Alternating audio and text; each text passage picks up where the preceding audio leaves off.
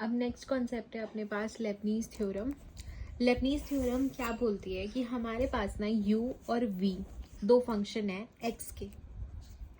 जैसे कि मैंने लिखा कि u कोई फंक्शन है, एग्जाम्पल ले रही हूँ मैं, जैसे u कोई फंक्शन है एक्स स्क्वायर और v मेरे पास कोई फंक्शन है एक्स क्यूब। ठीक है, तो दो अलग अलग फंक्शन है। तो मैं ये जैसे एग्जाम्पल ले लेती हूँ साइन एक्स। तो मेरे पास दो x के फंक्शन है u और v सच दैट उनके nth डेरिवेटिव एग्जिस्ट करते हैं, मतलब मैं उनको n टाइम्स डेरिवेट कर सकती हूँ और उसकी एक जनरल फॉर्म निकाल सकती हूँ। जैसे हमने nth डेरिवेटिव के बारे में पहले डिस्कस किया था, तो वैसे ही ये कह रहे हैं कि u और v दो x के फंक्शन हैं जिनका nth डेरिवेटिव एग्जिस्ट करता है, मतलब कि मैं उनका nth डेरिवेटिव की जो फॉर्म बनती है वो निकाल सकती हूँ। तो लेबनीज थ्योरम कहती है कि उनके प्रोडक्ट का जो फिर nth डेरिवेटिव होगा, जो ये दो फंक्शन है u और v, इनका प्रोडक्ट कर दूं तो मेरे पास बनेगा एक्स स्क्वायर साइन एक्स। इस प्रोडक्ट का जो nth डेरिवेटिव है वो मेरे पास किस फॉर्म का होगा, इस फॉर्म का होगा। इस फॉर्म को समझने की कोशिश करते हैं कि क्या लिखा हुआ है। देख, u v ब्रैकेट में n, u इंटू वी का मतलब है कि जो मेरे पास u x का फंक्शन है और v का जो फंक्शन है x का फंक्शन है, उन दोनों का मैं प्रोडक्ट कर दूं। जैसे मैंने यहाँ पर एक्स स्क्वायर साइन एक्स लिख दिया। अब u v और ब्रैकेट में बाहर n, इस n का मतलब है इन दोनों के प्रोडक्ट का nth डेरिवेटिव, मतलब मैं उसका n टाइम डेरिवेट कर दूं तो वो किसके इक्वल होगा, nc0। पहले इसी NCR के बारे में पढ़ते हैं। बेसिकली यहाँ पर R की वैल्यू 0 है, तो क्या होता है NCR का मतलब होता है, यहाँ पर ये जो C है ये रिप्रेजेंट कर रहा है कॉम्बिनेशन। मतलब कि जैसे कोई भी दो चीज है मेरे पास, मैं उनको कितने तरीकों से कंबाइन कर सकती हूँ अलग अलग, वो निकालने के लिए मैं इसका यूज करती हूँ। तो NCR का मेरे पास सीधा सीधा फॉर्मूला होता है n फैक्टोरियल ओवर पहले ये वाला factorial divided by r factorial into में n minus r factorial. n factorial हमने बात की थी, n माइनस 1 n माइनस 2, और ये जाते जाते कहाँ तक जाएगा, 1 तक जाएगा।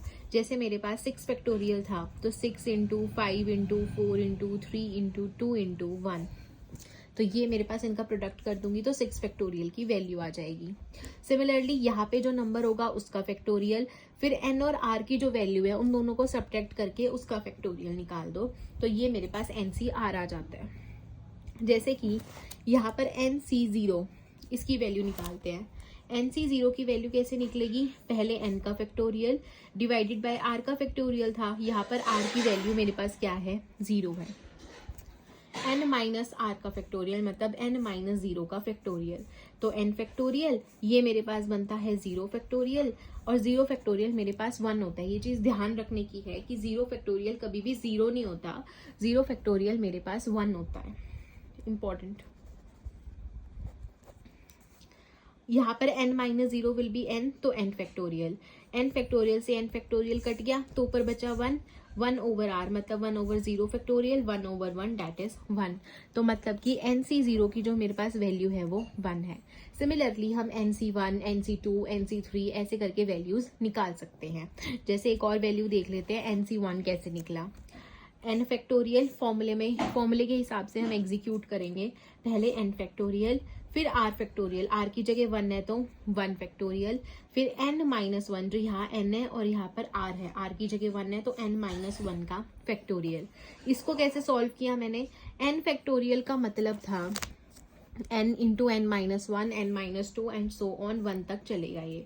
तो मैंने क्या किया, n लिख दिया और n माइनस 1 का फैक्टोरियल लिख दिया, क्योंकि अगर मैं n माइनस 1 का फैक्टोरियल लिखूंगी तो ये आगे की सारी टर्म्स ही तो आएंगी। इसमें से एक माइनस किया तो n माइनस 2, फिर इसमें एक माइनस किया n माइनस 3, ऐसे ऐसे करके 1 तक चलेगा।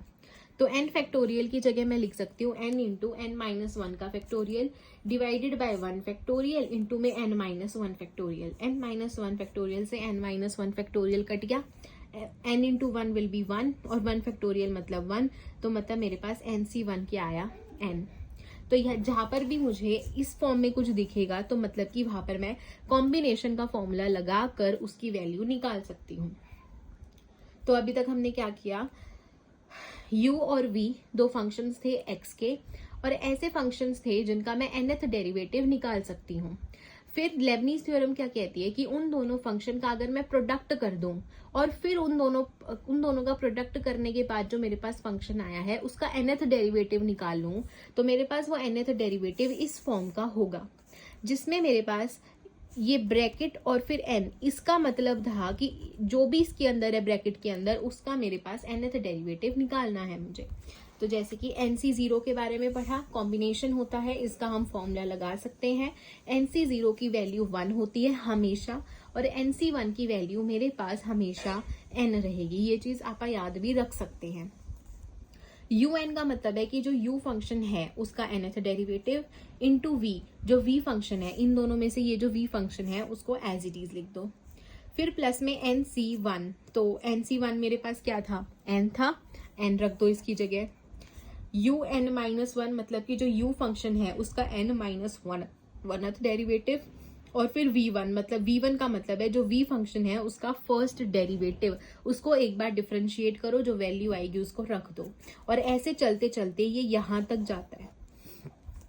NCN निकालेंगे अगर, किसके इक्वल होगा, n derivative divided by n derivative n minus n factorial, तो n फैक्टोरियल से n फैक्टोरियल कट गया 1, n minus n will be 0 factorial, तो 1/1 विल बी 1, तो NCN भी मेरे पास क्या होता है, 1 होता है। U मतलब जो फंक्शन U था उसको एज इट इज लिख दो, और VN का मतलब है कि जो V फंक्शन है उसका nth डेरिवेटिव क्या है उसकी जनरल फॉर्म रख दो। इस चीज को बेटर समझने के लिए हम एक एग्जाम्पल लेते हैं। जैसे मेरे पास एग्जाम्पल है, मुझे फंक्शन दिया हुआ है fx is equal to x और sin x। इन दोनों में से एक तो u फंक्शन होगा और एक v फंक्शन होगा, तो अब मैं किसको u मानूं और किसको v मानूं, यहाँ पर ये फंक्शन है एक तो, और एक ये फंक्शन है, राइट। तो अब u और v किसको मानूं ये देखते हैं। देख, v, v1, v2, मुझे ये चीजें निकालनी है। इन दोनों में से जिसका मैं डेरिवेटिव इजीली निकाल सकती हूँ उसको मैं v रखूंगी। तो मेरे पास एक तो sin x है और एक x है। मुझे पता है कि sin x का मुझे nth डेरिवेटिव मैंने सॉल्व किया हुआ है, sin x का मैंने nth डेरिवेटिव सॉल्व किया हुआ है, राइट।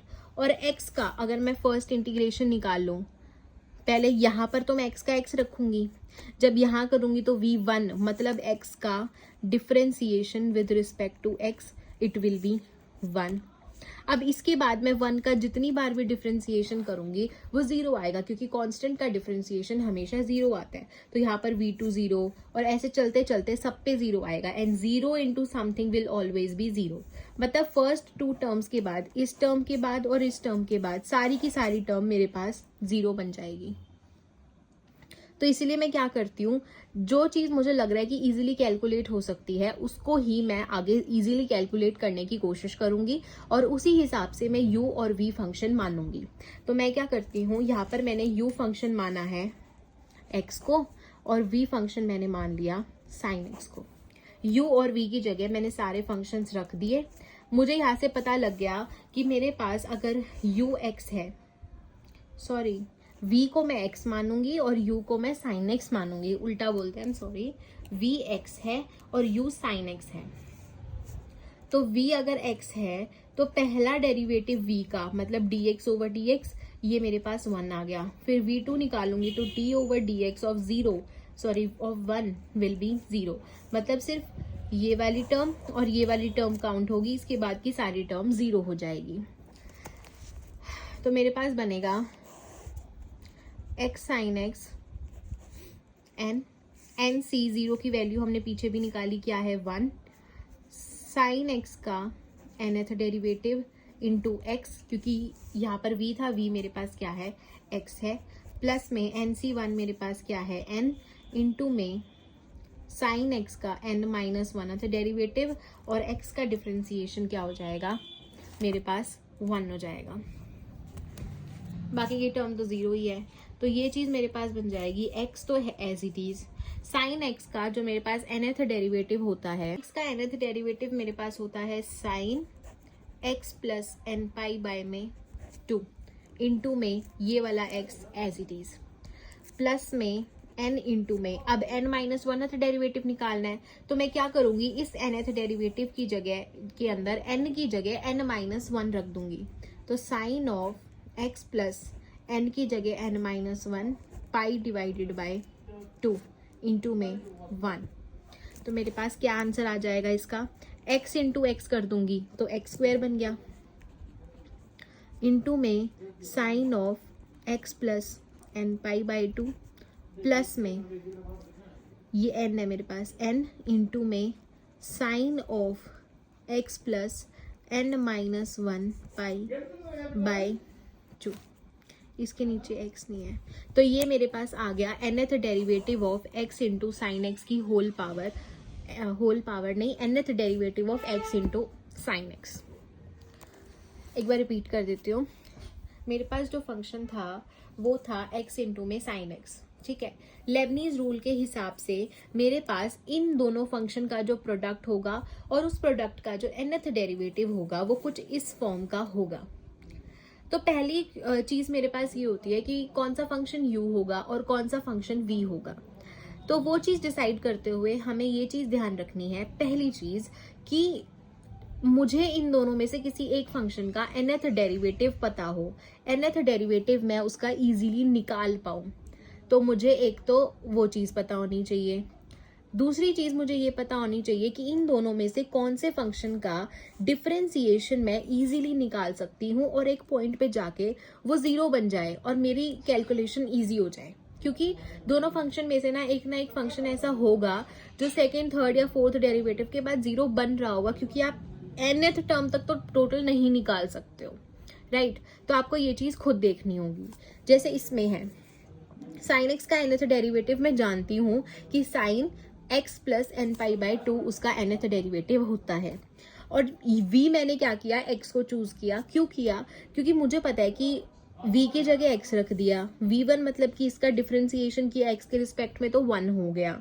अब 1 का मैं डिफरेंशिएशन करूंगी तो वो 0 हो जाएगा, मतलब v2 की जो वैल्यू है मेरे पास 0 है, तो 0 इंटू समथिंग विल बी 0, और 0 का डिफरेंशिएशन करती रहूंगी तो वो 0 0 0 होता रहेगा। तो मतलब कि सेकंड टर्म के बाद सारी टर्म्स मेरे पास 0 बनेंगी।